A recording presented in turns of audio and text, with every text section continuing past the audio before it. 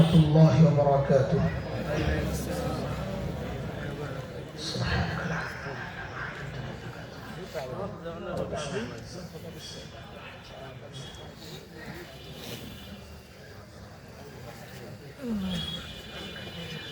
الحمد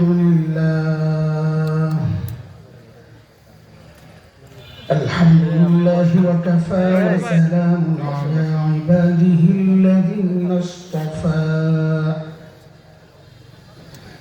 أما بعد فأعوذ بالله من الشيطان الرجيم. بسم الله الرحمن الرحيم.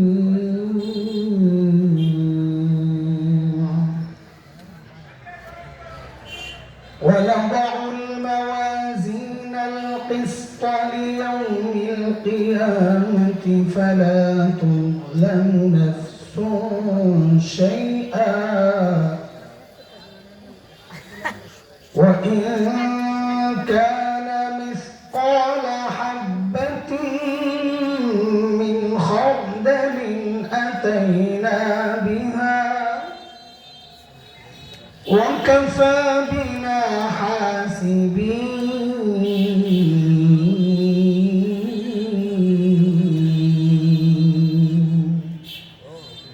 آمنت بالله صدق الله العلي العظيم.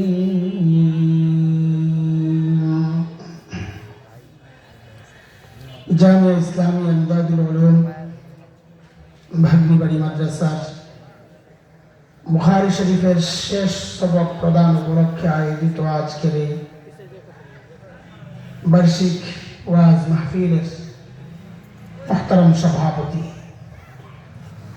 উপস্থিত হযরত উলামায়ে কিরাম, মুরব্বিয়ান আযম, দূর দূরান্ত থেকে আগত ইসলাম প্রিয় সুধী সমাজ, প্রিয় ছাত্র ভাইয়েরা, যুবক বন্ধুরা, পর্দার আড়ালের মা ও বোন,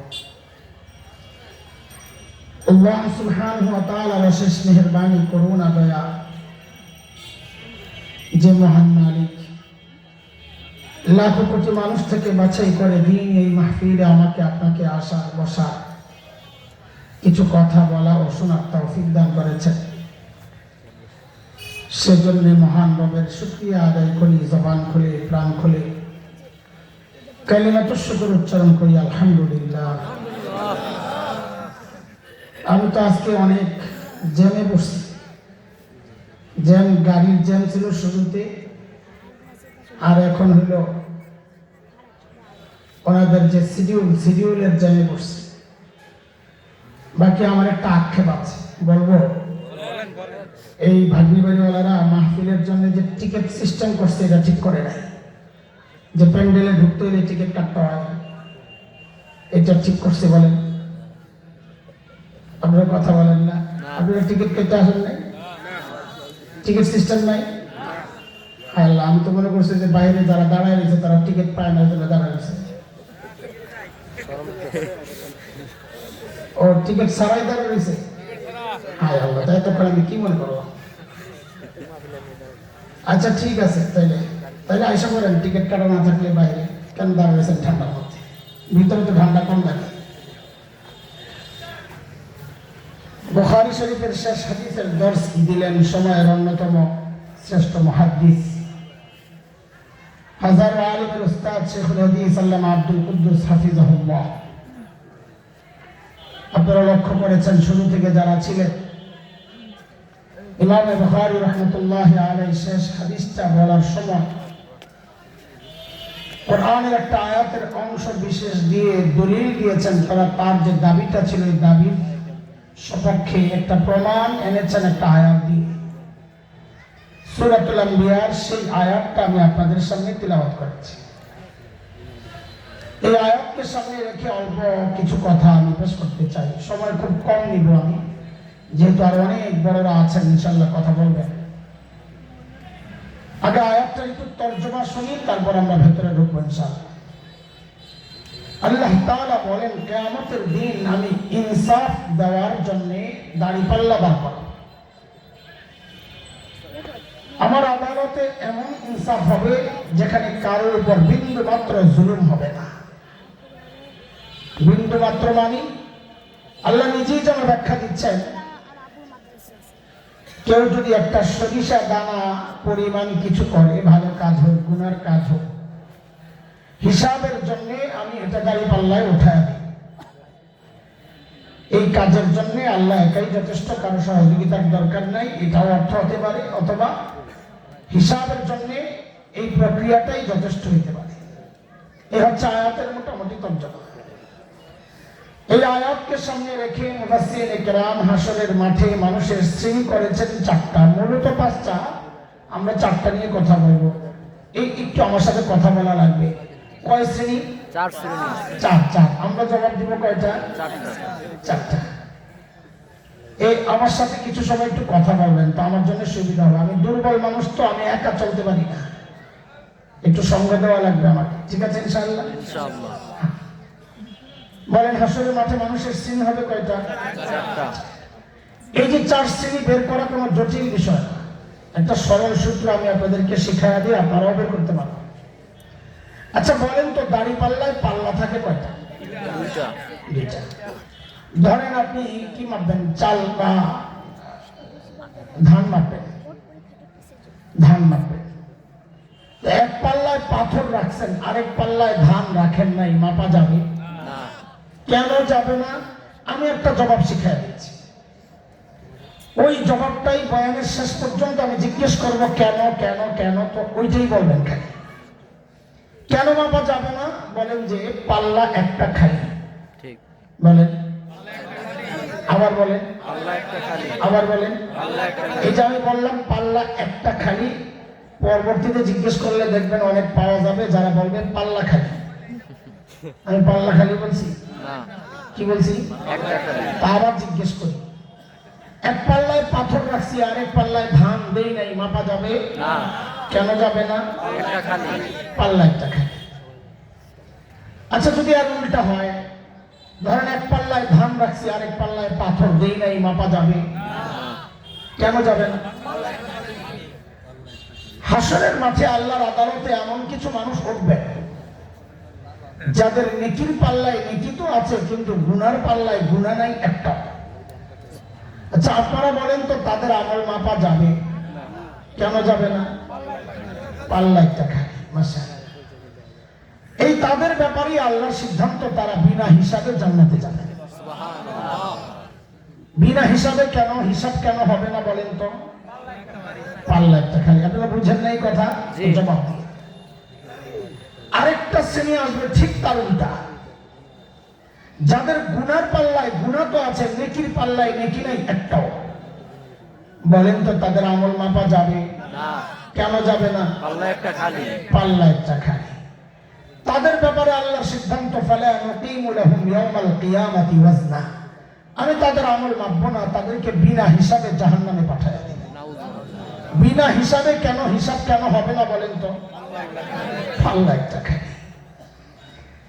কয় গ্রুপ গেল? বিনা হিসাবে জান্নাত, বিনা হিসাবে জাহান্নাম। আর বাকি আছে কয় গ্রুপ? ওই দুই গ্রুপের দুই পাল্লাতেই আছে, নেকির পাল্লায় নেকিও আছে, গুনার পাল্লায় গুনাহও আছে। কারো নেকির পাল্লা ভারী, কারো গুনার পাল্লা ভারী।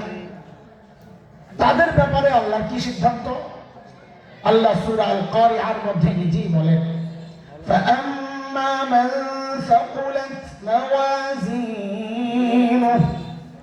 ফাহুয়া ফি ঈশাতির রাদিয়াহ। যার নেকির পাল্লা ভারী, আল্লাহ বলেন সে জান্নাতি।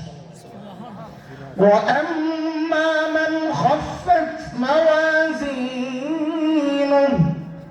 فأمه هاوية। যার গুনার পাল্লা ভারী, আল্লাহ বলেন সে জাহান্নামী। কয় গ্রুপ গেছে একটু তাড়াতাড়ি বলেন আমাকে। কয় গ্রুপ? প্রথম গ্রুপ মনে আছে কিনা? যাদের নেকির পাল্লায় নেকি আছে, গুনার পাল্লা খালি, হিসাব হবে। তাদের ব্যাপারে আল্লাহর কি সিদ্ধান্ত? বিনা হিসাবে। হিসাব কেন হবে না? মুখস্থ হইতেছে না? ঠিক আছে। তারা কারা? যাদের নেকির পাল্লায় নেকি আছে, গুনার পাল্লায় গুনাহ নাই একটাও, তারা কারা? আহলুস সুন্নাহ ওয়াল জামাতের আকীদা, উলামায়ে দেওবন্দের আকীদা, সমস্ত নবী মাসুম নিষ্পাপ, কোন নবী জিন্দেগিতে কোনো গুনাহ করেন নাই। ঠিক বলেন তো আমার সাথে, সমস্ত নবীরা কি নিষ্পাপ?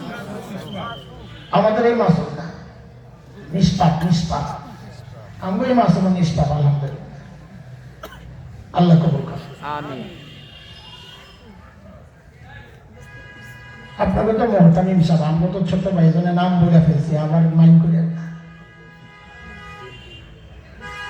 নবীরা কোন নবী জিন্দেগিতে গুনাহ করেন নাই। কেন করেন নাই এটা এক ভিন্ন সাবজেক্ট, এমনি সময় কম, ওদিকে গেলে আমি হারাইয়া যাব। তবে ছোট্ট করে একটু বলিনি, যেন একটা বিষয় কিছু হইলেও জানে।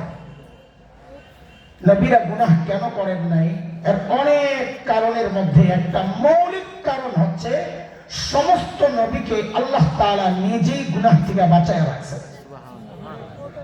আবার প্রশ্ন আসবে, আল্লাহ খালি নবীদেরকে কেন বাঁচাইলেন?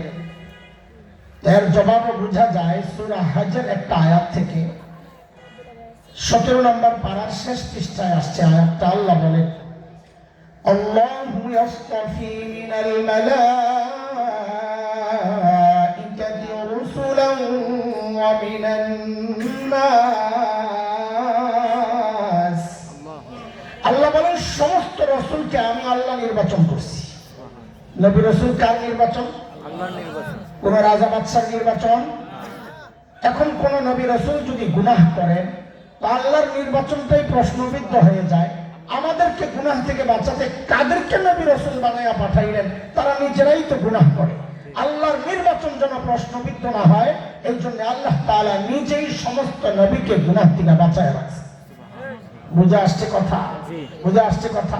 যেমন হযরত ইউসুফ আলাইহিস সালাম, নাম জানেন তো না? জি। শুনছেন, চিনেন? জি। কিছু জানেন হালকা পাতলা? জি। আহা, দেখতে কেমন ছিলেন? আমার মতন কালো মানুষ না। কেমন সুন্দর ছিল? কেমন সুন্দর? অনেক সুন্দর। সুবহানাল্লাহ, সুন্দর। এত সুন্দর যে মিশরের মেয়েরা পাগল হয়ে গেছে। বিশেষ করে ফার্স্ট লেডি জুলাইখা হুজুরে খালি প্রেমের প্রস্তাব দেয়, হুজুর খালি বা ধরবেড়ি।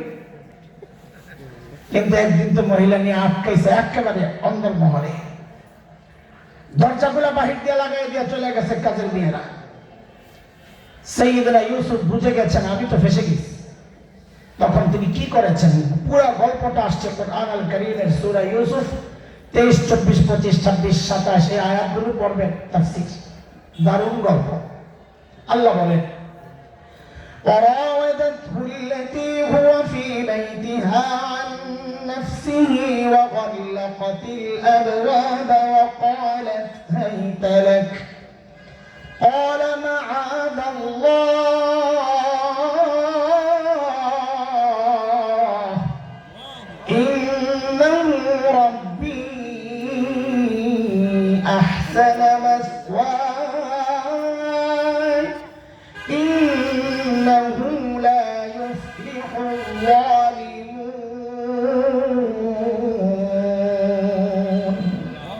হযরত ইউসুফ বিপদে পড়েই দিয়েছেন এক চিৎকার, আল্লাহ আমারে বাঁচাও। কাকে ডাক দিয়েছে? আল্লাহকে। বিপদে বললে কার ডাকতে হয়? বিপদ থেকে বাঁচলে আল্লাহকে। আরেকজন দেখি না, সব সময় কাকে ডাকতে হয়? আল্লাহকে। আল্লাহ। 24 নম্বর আয়াতে আল্লাহ নিজেই বলেছেন আমি বাঁচাইয়া দিছি। তো নবীদেরকে গুনাহ থেকে কে বাঁচান?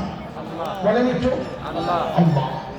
দেখেন এই বিষয়টা, এই ইস্যুতে আলোচনা আমার উদ্দেশ্য না, আমি একটু লাইন দেওয়ার জন্য কথা গোড়ার থেকে আনলাম, না হয় উদ্দেশ্য দ্বিতীয়টা। হাসরের মাঠে এমন এক গ্রুপ আল্লাহর আদালতে দাঁড়াবে যাদের গুনার পাল্লায় গুনাহ তো আছে, কিন্তু নেকির পাল্লায় নেকি নাই একটাও। বলেন তো তাদের ব্যাপারে আল্লাহর কি সিদ্ধান্ত? বিনা হিসাবে জাহান্নাম। বিনা হিসাবে বলতে হবে, নাহলে ভেজাল লাগবে। বিনা হিসাবে হিসাব কেন হবে না? পাল্লা একটা খায়, মনে রেখে। আচ্ছা, একজন মানুষ এতটা খারাপ কি করে হয় যে জীবনেও একটা ভালো কাজ করে না? এই সওয়াবের কাজ মানব ইতিহাসের সবচেয়ে জঘন্যদের একটা হচ্ছে ফেরাউন। ঠিক। এই ফেরাউনও কি জীবনে কোনো ভালো কাজ করে নাই? বলেন আপনারা, করছে না করে নাই? কি করছে? মুসা আপনারা তো একজন মাদ্রাসার ছাত্র পাল্টে চান না, আর ফেরাউন না একজন নবী মুসা আলাইহিস সালামকে লালন পালন করে বড় করছে। কত বড় কাজ, কিন্তু সওয়াব গেল কই?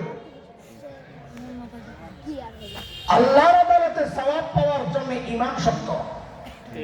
ঈমান ছাড়া কোনো সওয়াবের হিসাব হয় না। আমি এখন একটা প্রশ্ন করব, জবাব দেওয়ার জন্য একটা ময়দান তৈরি করে দিলাম আপনাদের।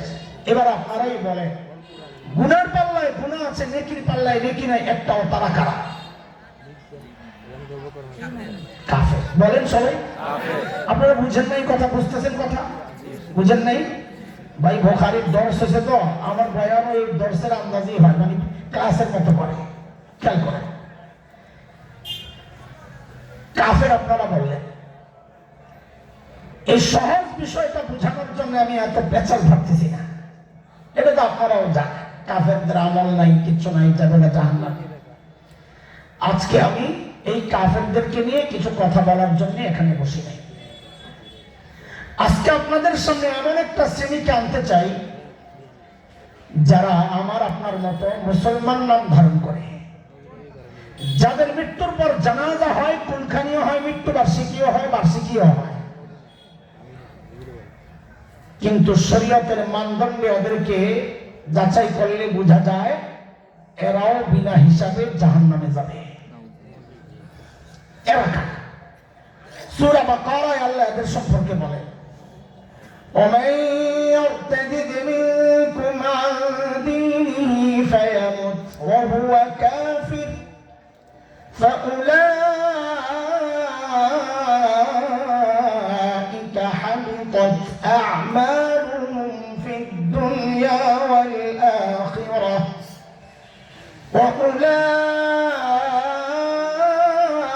وأولئك أصحاب النار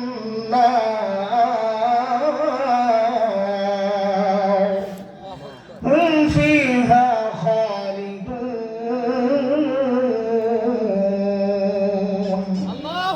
আল্লাহ বলেন, যারা মুরতাদ হয়ে গেছে তাদের সব আমল বাতিল। তার মানে নেকির পাল্লায় একটাও নেকি নাই, তো মুরতাদদের হিসাব হবে? বলেন, আগে কি বুঝাইছি? নেকির পাল্লায় একটাও নেকি নাই, সব বাতিল। আল্লাহ বলছেন তাহলে মুরতাদের আমলের হিসাব হবে? বিনা হিসাবে কই যাবে? হিসাব কেন হবে না? পাল্লায় টাকা। বাকি মুরতাদ কারা? এখন ওই আলোচনায় ঢুকলে আমি আরো বেশি যাব, এটা লম্বা আলোচনার বিষয়। মুরতাদ কারা? আজকে মুরতাদের পরিচয় আমরা দিচ্ছি না, কিন্তু মুরতাদের একটা সরল অর্থ বলে ওই অর্থের উপর ভিত্তি করে আমরা কথা আগাতে চাই। বলেন আমার সাথে, মুরতাদ মানে হচ্ছে যারা ইসলাম থেকে বের হয়ে গেছে। বলেন, বলেন মুরতাদ মানে ইসলাম থেকে বের আবার বলেন মুরতাদ মানে ইসলাম থেকে বের হয়ে গেছে। আচ্ছা, যারা ইসলাম থেকে বের হয়েছে তাদেরকে কি বলে? কাফের। সামনে আমরা মাঝে মধ্যে মুরতাদ বলবো, মুরতাদ বলবো, আপনারা বুঝে নিয়েন। মানে হচ্ছে যারা ইসলাম থেকে বের হয়ে গেছে। গত শতাব্দীর শ্রেষ্ঠ 10 জন আলেমের শর্ট লিস্ট যদি করতে বলেন ওলামাদেরকে, তো আমার বিশ্বাস অধিকাংশ আলেমের লিস্টে একজন মহান মানুষের নাম থাকবে। তিনি হচ্ছেন শেখ আবুল হাসান আলী নদভী রহমাতুল্লাহি আলাইহি। শেখ আবুল হাসান আলী নদভী আজ থেকে প্রায় 40 বছর আগে একটা লেখা লিখছেন। আমাদের বড়দের কত নিখুঁত দূরদৃষ্টি। আমি যখন হযরতের ওই লেখা পড়ি, আমার কাছে মনে হয়েছে হযরত 40 বছর আগে লেখেন নাই, হযরত বর্তমান বাংলাদেশের পরিস্থিতির দিকে তাকায়া তাকায়া এই লেখাটা লেখছেন। কি সেই কথা? হযরত বলেন, দেখো, মুরতাদ মানুষ নবীজি সাল্লাল্লাহু আলাইহি ওয়াসাল্লামের যুগেও হয়েছে, সাহাবীদের যুগেও হয়েছে, এই যুগে তার চেয়ে 1000 গুণ বেশি হচ্ছে। আচ্ছা, একটা সংশয় আপনাদের থাকতে পারে যে নবীর যুগেও মানুষ ইসলাম থেকে বের হয়েছে? হ্যাঁ, হয়েছে।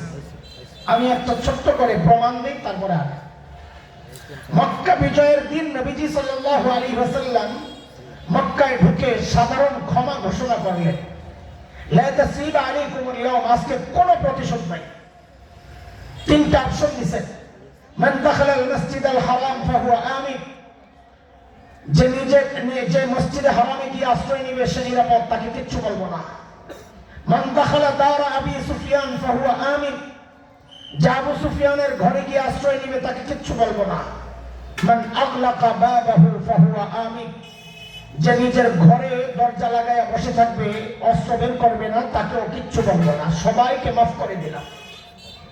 কিন্তু কয়েকজনের নাম নবীজি বলেছেন এদের ক্ষমা নাই, এদেরকে যেখানেই পাওয়া যাবে ধৈর্যই হত্যা করতে হবে। এই এলাকা ঐতিহাসিকদের মধ্যে সামান্য কিছু মতপার্থক্য থাকলেও অধিকাংশের যে মত, শেখ ইবনে তাইমিয়া রাহিমাহুল্লাহ, ওনার এক বিখ্যাত কিতাব আছে এই বিষয়ক, আস-সারিমুল মাসলুল আলা শাতিমির রাসূল। ওই কিতাবে শেখ ইবনে তাইমিয়া রাহমাতুল্লাহি আলাইহি 15 জনের নাম আছে। কয়জন? 15 জন। আব্দুল্লাহ ইবনে খাত্তাব, উরতুলা, উরাইনা, সারা, মাকিস ইবনে সুবানা, হুয়াইরিস ইবনে নাকিদ, আব্দুল্লাহ ইবনে জিবারা, আব্দুল্লাহ ইবনে সাদ ইবনে আবি সারাহ, ইকরামা ইবনে আবি জাহল, হুবার ইবনে আল-আসওয়াদ, হুবাইরাহ বিনতে আবি ওয়াহাব আল-মখজুমি, হারিস ইবনে তুলাতিল, কাব ইবনে জুহাইর, ওয়াহশি ইবনে হারব, হিন্দা বিনতে উতবা। নবীজি 15 জনের নাম বলেছেন, এদেরকে যেখানেই পাওয়া যাবে ধৈর্যই হত্যা করতে হবে। এই 15 জনের একটা ছিল আব্দুল্লাহ ইবনে খাত্তাব। ও কি করছে জানেন?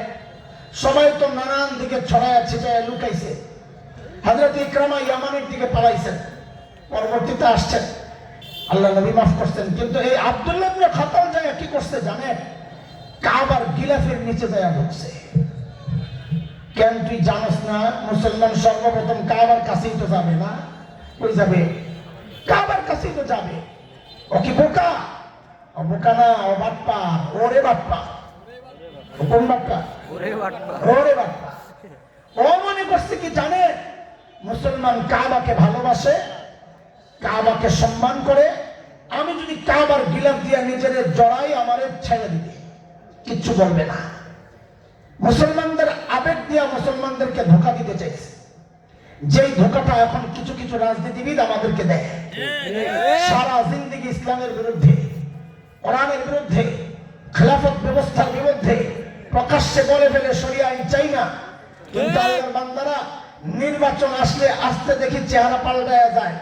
ওরা জানে এই টুপি আমার একটা আবেগের জায়গা, ওরা জানে হিজাব একটা আবেগের জায়গা। তাই দেখবেন নির্বাচন আসলে ওই মানুষগুলো আস্তে করে টুপি একটা লাগাইয়া পুরো হাসান বসরির সরবারি কথা বলেন। এই ঠিক তো আপনাদের বড় ভাষা, আপনারা ঠিক বলেন এখানে আর ভোট দেন যায় ওখানে, এটাও ঠিক না? এটাও ঠিক। এই সমস্ত 2 নম্বরই ঠিক আর চলবে না। সময় আসছে পরিবর্তনের। হ্যাঁ, ইতিহাস বদলানোর সময় চলে আসছে। কেন? কারণ আমরা পড়েছি, জানি একটা কথা, মানুষ যখন নিজেকে পানিতে ভিজায় তখন সে কাপড় বদলায়, যখন ঘামে ভেজায় তখন সে ভাগ্য বদলায়, আর যখন রক্তে ভেজায় তখন সে ইতিহাস বদলায়। দেশের উলামারা নিজেকে রক্তের সাথে রক্তে ভিজাইছে। আমার ভাই শহীদ হাদি রক্তে ভিজেছে, কাজে ইতিহাসও বদলানোর সময় হয়েছে। সব তন্ত্র মন্ত্র দেখা শেষ হয়েছে। মুসলমান জাগতে হবে, আওয়াজ উঠাইতে হবে। আর কোন তন্ত্র মন্ত্র দেখতে চাই না। একটাই দেখার বাকি আছে, আগামীর বাংলাদেশ দেখতে চাই, খেলাফতের বাংলাদেশ, ইসলামের বাংলাদেশ।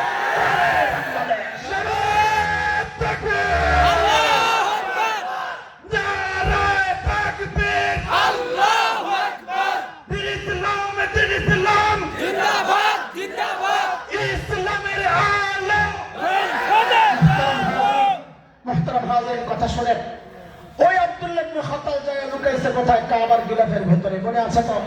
মনে আছে।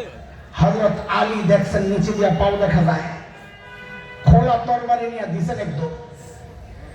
আরো 2 সাহাবী দেখছেন হযরত আলীকে, আলী দৌড় দিছে।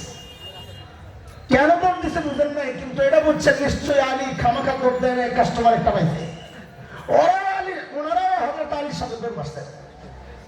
আব্দুল্লাহ ইবনে খাত্তাবকে বের করা হয়েছে। একদম জায়গায় আর কল্লাটা ফালাইয়া মাকাম ইব্রাহিম এবং হাজরে আসওয়াদের মাঝখানে একটা বর্ষা গেড়ে ওই বর্ষার মধ্যে ঝুলিয়ে দেওয়া হয়েছে। কেন? দুনিয়ার মানুষকে দেখানো হয়েছে যে আল্লাহর নবীকে যারা কটূক্তি করবে, গালি দিবে, তাদের শাস্তি এইটাই হওয়া উচিত। আমরা একটা দাবি করেছিলাম, নবীর যুগেও মানুষ ইসলাম থেকে বের হয়েছে।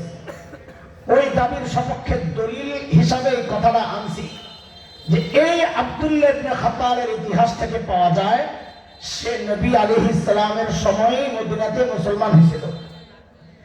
মদিনার রাখালদেরকে হত্যা করে পশুগুলা নিয়ে মক্কায় পালায় আইসা ইসলাম ত্যাগ করে। তাহলে আমাদের দাবি অনুযায়ী দলিল পাইলাম যে নবীর যুগেও মানুষ ইসলাম থেকে বের হয়েছে। সাহাবীদের যুগে তো অনেক বের হয়েছে। মুসাইলিমাতুল কাজ্জাব, মিথ্যা নবুয়তের দাবিদার, তার অনুসারী যারা ছিল তারা হযরত আবু বকরের জামানায় ইসলাম থেকে বের হয়েছে। শেখ আবুল হাসান আলী নদভীর কথাটা খুব সূক্ষ্ম, একটু মনোযোগ লাগবে। হযরত বলে ওই যুগেও মানুষ ইসলাম থেকে বের হয়েছে, এই যুগে 1000 গুণ বেশি বের হচ্ছে। পার্থক্য কি মনে করেছ সংখ্যায়? না, সংখ্যার পার্থক্য না, এক সূক্ষ্ম পার্থক্য তিনি তুলে এনেছেন। সেটা হচ্ছে ওই যুগে যারা মুরতাদ হইতো ওরা নিজেরাও জানতো আমি ইসলাম থেকে বের হয়ে গেছি। এই যুগে যারা মুরতাদ হয় ওরা নিজেও জানে না আমি ইসলাম থেকে বের হয়ে গেছি। ওই যুগে যারা মুরতাদ হইতো ওই সমাজও জানতো সে ইসলাম থেকে বের হয়েছে। আফসোস, এই যুগে হাজার হাজার মানুষ ইসলাম থেকে বের হচ্ছে, সে নিজেও জানে না, তার সমাজও জানে না সে ইসলাম থেকে বের হয়ে গেছে। দ্বীন আর শরিয়ার ব্যাপারে এমন কথা বলে, শরীয়তের মানদণ্ড আমরা বলি তার তো ঈমান নাই। তাকে যখন বলা হয় ভাই আপনার তো ঈমান চলে গেছে, তখন সে খেপে যায়, আমার ঈমান কেমনে যায়? আমার বাপ হজ করছে, আমার দাদা হজ করছে, আমার ঈমান কেমনে যায়? আপনাকে দায়িত্ব নাকি আমার ঈমান শেষ করা? আল্লাহ বুঝবা আখিরাতে কার ঈমান আছে আর নাই। তার মানে কি সমাজ জানে না? আমি 3টা উদাহরণ দিই আপনাদেরকে।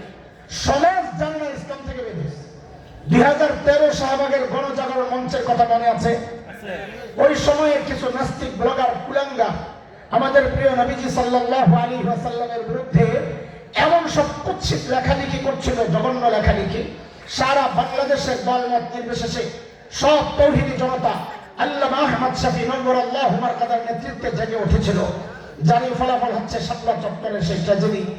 ওই সময় দেশের কিছু ইমানদার যুবক, আমি দৃঢ়ভাবে বিশ্বাস করি যাদের ঈমান আমি হাসান জামিলের ঈমানের চেয়ে মজবুত ছিল। কেন? ঈমানের দাবি মেটানোর জন্য, নবীর প্রেম দেখানোর জন্য যে কাজটা ওরা করেছিল আমি হাসান জামিল করতে পারি নাই। কি করেছিল ওরা? ওই সময়ের এক ভয়ঙ্কর ব্লগার নাস্তিক রাজীব হায়দারকে ওরা হত্যা করেছিল। থাবা বাবা, আশ্চর্য বলেন তো আপনারা, রাজীব হায়দার যেহেতু নবীকে গালি দিছে সে মুসলমান আছে না মুরতাদ হয়ে গেছে? কিন্তু সমাজ জানে না রাজীব মুরতাদ হয়ে গেছে। বলে কেমনে বুঝলেন? পলাতক শেখ হাসিনা সেদিন সংসদে দাঁড়ায়া বলেছিল রাজীব হায়দার হচ্ছে দ্বিতীয় মুক্তিযুদ্ধের প্রথম শহীদ।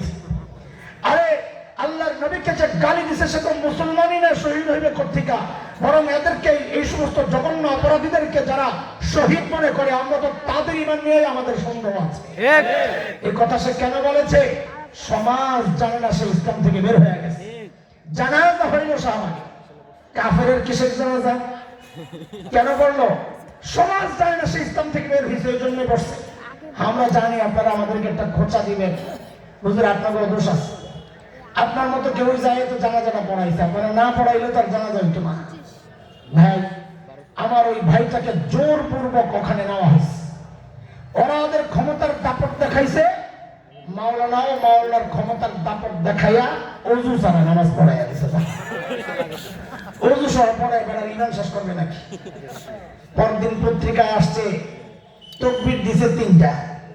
পোলাপাইন জানা যায় তাকবীর কয়টা? 4টা। দিছে কয়টা? 3টা। আমি একজনকে জিজ্ঞেস করলাম, এই 3 তাকবীর দিল, পিছন থেকে কেউ ভুল টুল ধরে নাই? তা আল্লাহর বান্দা খুব জবরদস্ত জবাব দিছে যে পিছনে যে খাটাসগুলো দাঁড়াইছে ওরা জানলে না জানা যায় তাকবীর কয়টা। ও ভাই, জানাজা কেন পড়লো?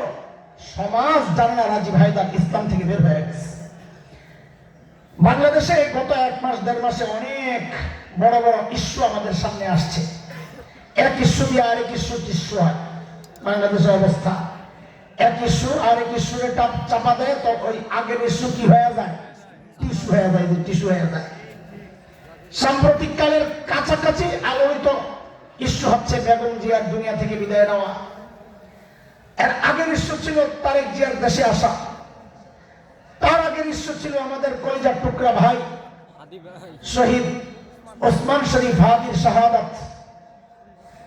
তারও আগে আরেকটা ইস্যু ছিল, আপনাদের মনে থাকার কথা, এদেশের আউল বাউল ফাউলদেরকে নিয়ে। ভুলে গেছেন না? দেখছেন ইস্যু টিস্যু হয়ে গেছে। কয়টা বলছি শব্দ বলা ভাই? আউল বাউল ফাউল বলে তিনটা করে পাইলেন। অগরে হিম্মত দিলাম, তোরা একা না, তোদের দুই পাশে বডিগার্ড রাখছি, এক পাশে আউল রাখছি, এক পাশে ফাউল রাখছি, তোরা ডরাইস না, তোরা একা না। এই বাউলদেরকে নিয়ে যদি কেউ লেখাপড়া করে, জানাশোনা যদি থাকে, তো উনি তো অবশ্যই জানেন।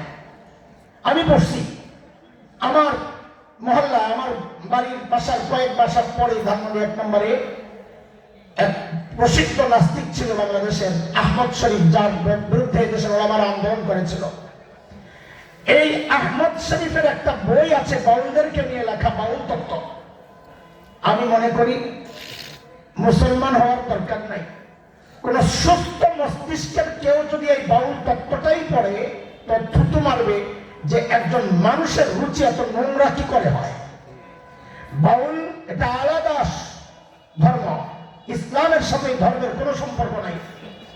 অথচ দেখেন এরা যে মুরতাদ হয়ে গেছে, এই সমাজের বহু মানুষ জানেও না যারা ইসলাম থেকে বের হয়ে গেছে, বরং জানে কি উল্টাটা।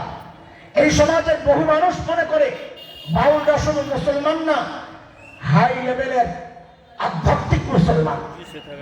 বলে এই কথার প্রমাণ কি? প্রমাণ ছাড়া কোনো কথা নাই। কিশোরগঞ্জে এক পাগল আছে, মাঝে মাঝে আবল তাবল বলে। কি পাগল? আরে পাগলা বলেন না একজন? হ্যাঁ, আহা, ফজু পাগলা নাম বলার দরকার কি? আমি তো ফজু পাগলা নাম বলি নাই।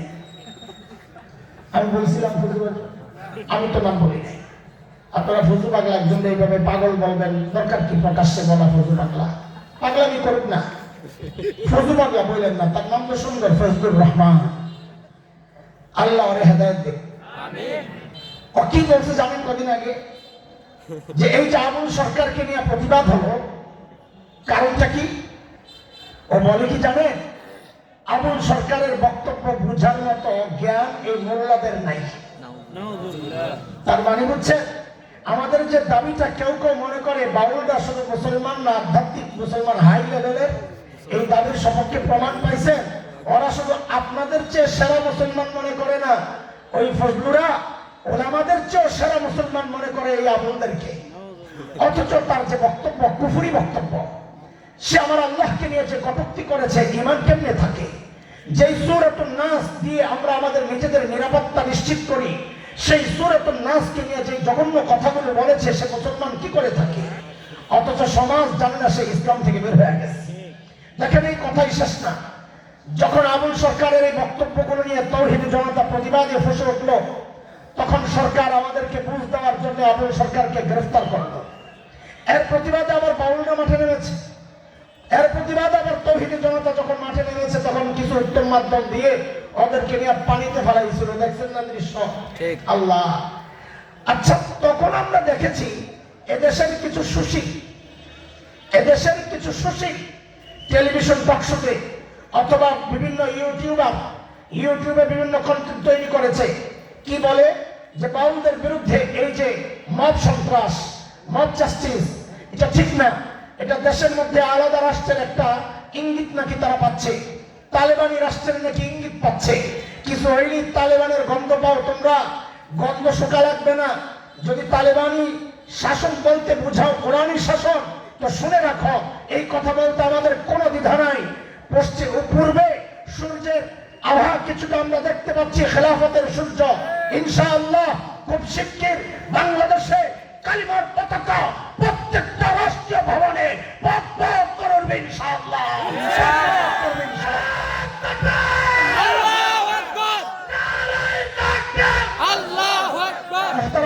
কথা শুনে কথা হারা যায় না। এদের পক্ষ নিয়ে আর এমন সব কথাবার্তা বলা শুরু করলো, আমরা অবাক হই নাই, কারণ এগুলোর একটারও ইমান নেই, সে বুঝেও জানে না। আমাদের কথার মূল পয়েন্টটা বুঝে। এগুলোর যে ইমান নেই তারা নিজেরাও জানে না। কিন্তু আমরা অনেক বেশি অবাক হয়েছি একজন দায়িত্বশীল ব্যক্তির বক্তব্য শুনে। তিনি বাংলাদেশের এক শীর্ষ দলের শীর্ষ নেতা, তার খুব নাকি লাগছে এই কাজগুলো নাকি দেশের অস্তিত্বের জন্য হুমকি, এটা নাকি দেশের মানুষের চেতনায় আঘাত করা। আমাদের স্পষ্ট পয়গাম তাদের জন্য, আপনারা ভোটের জন্য ক্ষমতার জন্য ইমান বিক্রি করতে পারেন, কিন্তু এদেশের মুসলমান ইমানের জন্য নিজের জীবন দিতে পারে, পারবেন না? পারবেন না ইনশাআল্লাহ? ইমানের জন্য জীবন দিতে পারবেন না ইনশাআল্লাহ? হ্যাঁ, এটাই বাস্তব কথা। আমরা স্পষ্ট করে এই সমস্ত ভণ্ড রাজনীতিবিদদেরকে আমাদের কথা জানাইয়া দিতে চাই।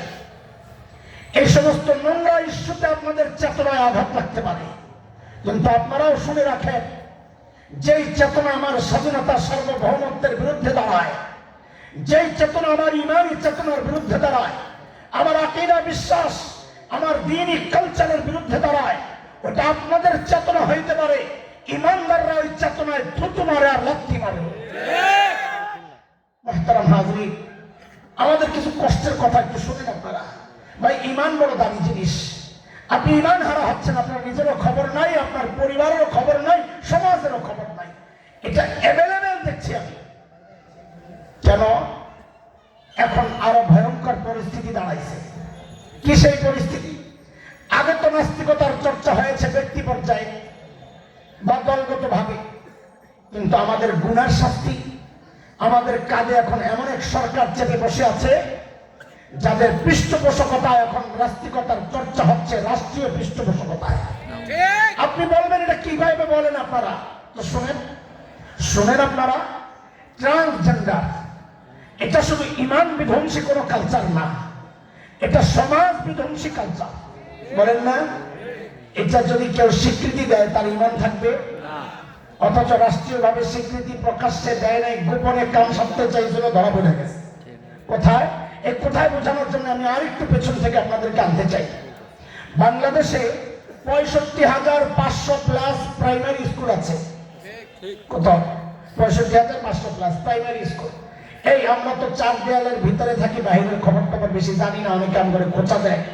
আপনারা যারা প্রাইমারি স্কুলে পড়ছেন আপনারা জবাব দেন, প্রাইমারি স্কুলে কি ইংরেজি বই আছে? শিক্ষক আছে? জানেন তো না? জানেন না? কোন অঙ্ক বই আছে? শিক্ষক আছে? বিজ্ঞান আছে? শিক্ষক আছে? বাংলা বই আছে? বাংলা বই পড়াইতে তার শিক্ষক লাগে না? আছে? ভাই, আপনারাও কথাবার্তা বলেন, এই পাশে বসতে যারা আছে, বাংলা বইয়েরও শিক্ষক আছে? ভাবলাম না 92% মুসলমানের দেশে বসবাস করেন, ভাবলাম। অথচ আপনার এই দেশে এই প্রাইমারি স্কুলে একটা বই আছে, ইসলাম শিক্ষা বই তো আছে, কিন্তু ধর্মীয় শিক্ষক নাই। জানেন না? জানেন না?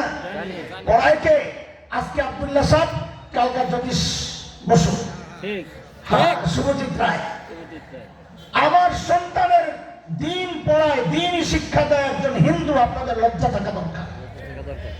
ঠিক আর করেন না, আপনার উপরে আস্তে আস্তে ভরসা উঠে যাইতেছে। এই বিষয়গুলো আপনাদের প্রতিবাদী হওয়ার কথা, অথচ প্রতিবাদ করে ওলামারা। আপনারা প্রতিবাদ তো করেন না, বরং কোনো পোড়া কপাল এই প্রতিবাদী আলেমদের বিরুদ্ধাচরণ করে। ভাই, বহুদিন থেকে দেশের ইসলাম প্রিয় মানুষ একটা দাবি জানিয়ে আসছিল যে আমরা এই প্রাইমারি স্কুলগুলোতে ধর্মীয় শিক্ষক চাই।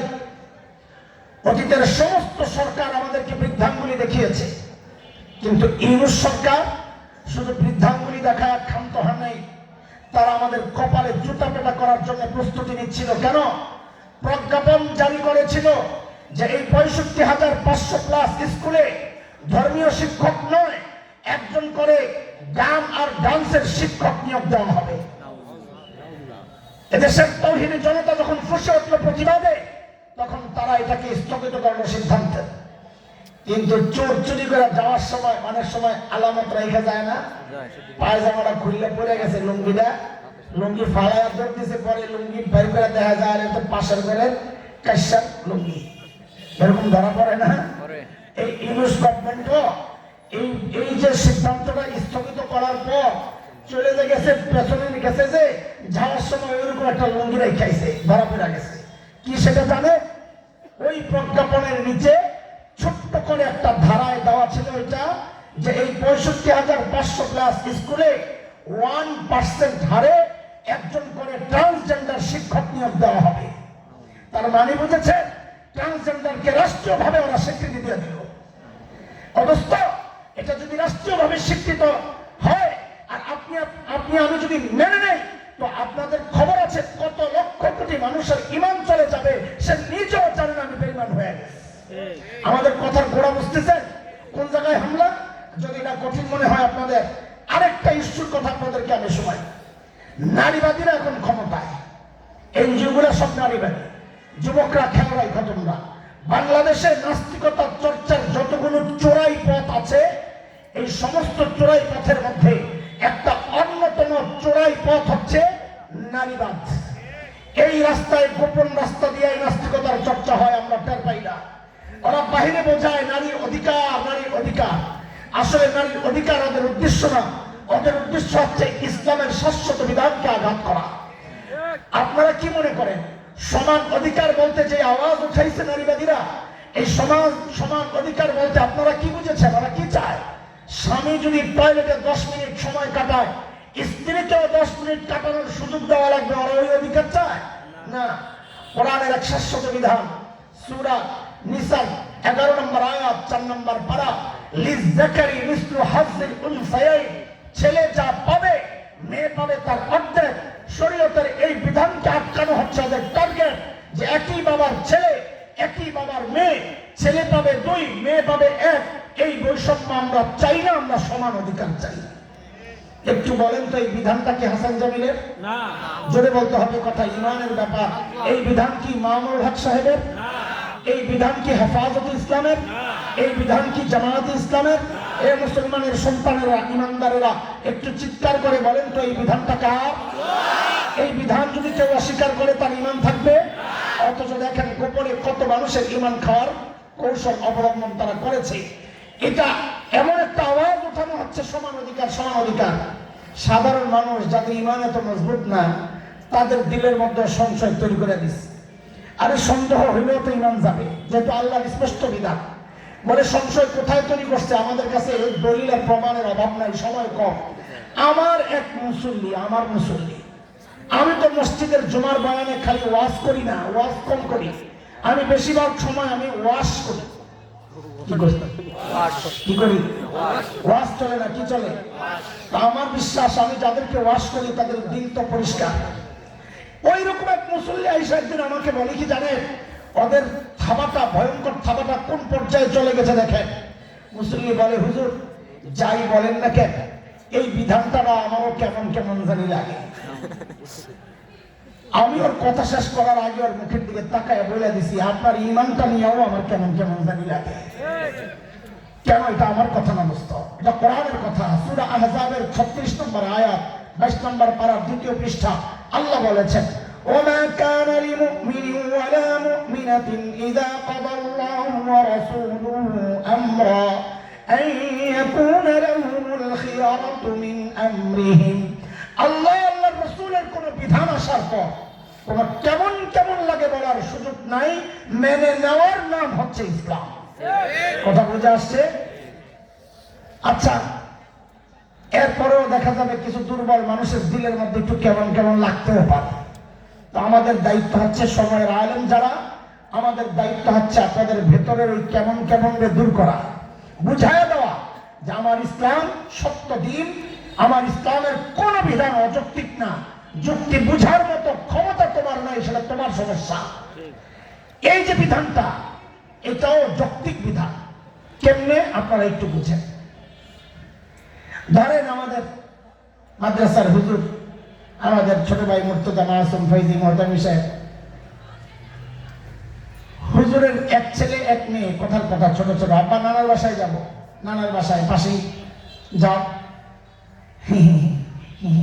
পোলা পানি বুঝেন, কিছু লাগবো মাল পানি, ওই জন্য এই কথা। আমি কিন্তু আরেকবার ব্যাখ্যা দেবো না, সামনে যাই আরেক জায়গায় করবো, তো বুঝে নিও যে মাল পানি লাগবো।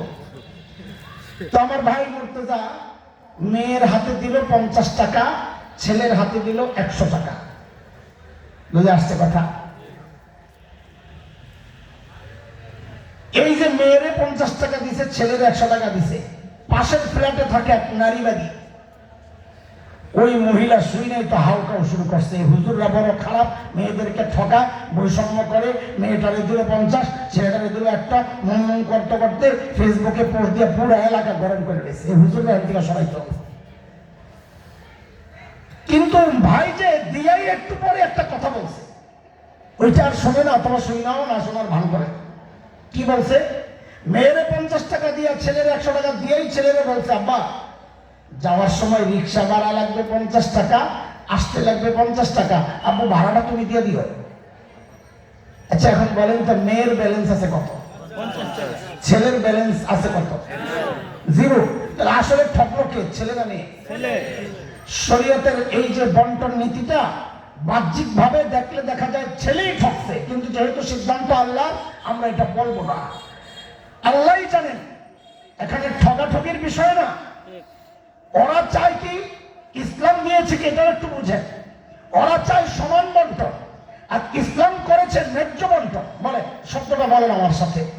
ওরা চায় কি, নারীবাদীরা চায় কি সমান বন্টন, মুরতাদরা চায় কি সমান বন্টন। ইসলাম করেছে ন্যায্য বন্টন। এখন ন্যায্য বন্টন সমান বন্টন বুঝাইলে তো আমার 3টা খোলা লাগবে। এনে আছে মাদ্রাসা ছাত্ররা আছে পিছনে, হ্যাঁ, এই 3 সাইজের 3টাকে পাঠান তো। 3 সাইজের, একটা লম্বা, আর একটা মিডিয়াম, আর একটা খাটো আছে, নাইলে এখান থেকে নেব। তাড়াতাড়ি তাড়াতাড়ি, সময় কম। মাশাআল্লাহ,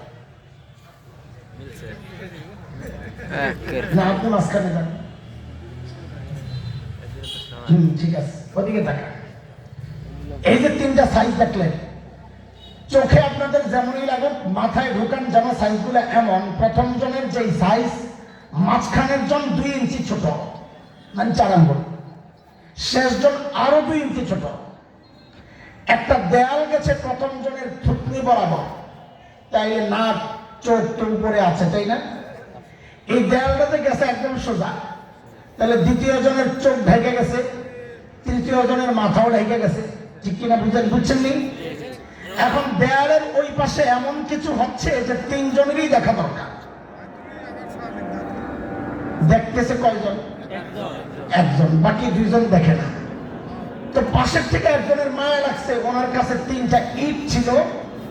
ওই যে আমার এক ভাই এদিক দিয়ে ইট পাঠাইছে, ওই বেটাও 3টা ইট পাঠাই দিছে, ল এটা দিয়ে কামসা। এখন এই 3 ইট কেমনে বন্টন হবে? ওই সমান অধিকার নারীবাদী একটা দৌড়ে এসে যে আমি বন্টন করবো, আমরা বৈষম্য বিশ্বাস করি না, আমি বৈষম্য বিরোধী আন্দোলনের অন্যতম নেতা, আমার দায়িত্ব দেয়। তাদের দায়িত্ব দিছে বন্টন কর। তো কি করছে, 3 জনদের 3টা ইট দিয়ে দিস, সমান বন্টন। একটা কথা মাথায় রেখেন, আজীবনের জন্য সমান সমান বন্টন মানে হচ্ছে একজন না একজন বঞ্চিত হবে, কেউ না কেউ বঞ্চিত হবে। আচ্ছা এবার দেখেন তো, এই 3 জনকে যে 3টা ইট দিলাম, প্রথম জন তো ইট ছাড়াই দেখত, দ্বিতীয় জন এক ইটের উপর দাঁড়াইছে, বাস ওর কভার হয়ে গেছে, ও দেখতেছে। কিন্তু 3 নম্বর জন কি এক ইট দিয়ে দেখবে? না, দেখবে না। তাইলে এই সমান বন্টনে একজন বঞ্চিত হইল কিনা? কিন্তু যদি একজন আলেমের দায়িত্ব দেন, ভাই এই 3টা ইট আপনি বন্টন করে দেন, তা আলেম বলবে ইসলাম সমান বন্টনে বিশ্বাস করে না, ইসলাম ন্যায্য বন্টনে বিশ্বাস করে। বলে ন্যায্য বন্টন কি? ওই প্রথম জন লম্বা জনরে বলবে, ভাই আল্লাহ তোমারে লম্বা বানাইছে, তুমি ইট দিয়ে কি করবা, তুমি তো ইট ছাড়াই দেখো, ওরে দিবে না ইট। মাঝখানের জন্য একটা ইট দিবে, এবার সামনের 2 জন দেখতেছে, শেষের জন্য ইট 2টা দিয়ে দিবে, এইবার 3 জন দেখতেছে। আপনারা বলেন সমান বন্টনে ইনসাফ না ন্যায্য বন্টনে ইনসাফ? ওরা চায় সমান বন্টন, ওদের দাবিতে ইনসাফ না ইসলাম যে করেছে ন্যায্য বন্টন, ইসলামের বন্টনে ইনসাফ? কথা বলেন, কথা বলেন। আচ্ছা তো আপনারা বসেন, বসেন। যদি এটাও না বুঝেন, 2টা দিলাম উদাহরণ, আরো একটা সারা বসে বসে উদাহরণ দেওয়া যাবে, কিন্তু সময় তো নাই। ধরেন আমাদের মাদ্রাসার বাজার করবে, ভাঙ্গাবাড়ি মাদ্রাসার বাজার করবে। মহতামিম সাহেব বোর্ডিং ম্যানেজারকে জিজ্ঞেস করছে, হুজুর কত টাকা লাগবে? তো বলে 5,000। কি জন্যে? এই কথাগুলো বলা লাগবে আমার সাথে। মহতামিম সাহেব গনে গনে 5,000 টাকা দিয়েছেন বোর্ডিং ম্যানেজারকে, একটু বলেন তো আবার কি জন্যে? বাজার করতে। যেই 5,000 টাকা দিছে, ওই যে মহতামিম সাহেব ছেলে পণ্ডিতটা দেখছে, আয়সা বলে, আব্বু আমিও একটু বাজারে যাই। যাও। মনে আছে কিছু লাগবে। তো মহতামিম সাহেব পকেট থেকে একটা কচকচে 100 টাকার নোট বের করছে, বের করে পিচ্চির সামনে ধরছে, নাও মজা খাইব। আমাকে 2টা শব্দই বলবেন, দিছেন কত? কি জন্যে? মজা খাইতে। ওই বোর্ডিং ম্যানেজারে দিছেন কত? কি জন্যে? বাজার করতে। যেই না পিচ্চির সামনে 100 টাকা তুলে ধরছে, পিচ্চি 360 ডিগ্রি এমন এক মোচড় মারছে। তুমি খালি সবসময় টিপটেন করো, আমাদের খালি খবর পাও, যদি চাবি দাও না করতে আছে। কি হয়েছে? কি কর? আরে কি হয়েছে? আমি নিব না 100। কত লাগবে তোমার? 5,000 টাকা দিতে হবে। কত? খেয়াল করেন, হাইসেন কত? 5,000 কেন? হুজুরকে দিছ? হুজুর তো বাজার করবে, আমিও তো বাজারে যাবো, সমান অধিকার। এই বলে, এই যে ছোট্ট বাচ্চাটা মজা খাওয়া গরু, এর নাম দিয়েছেন কি? মজা খাওয়া গরু। ও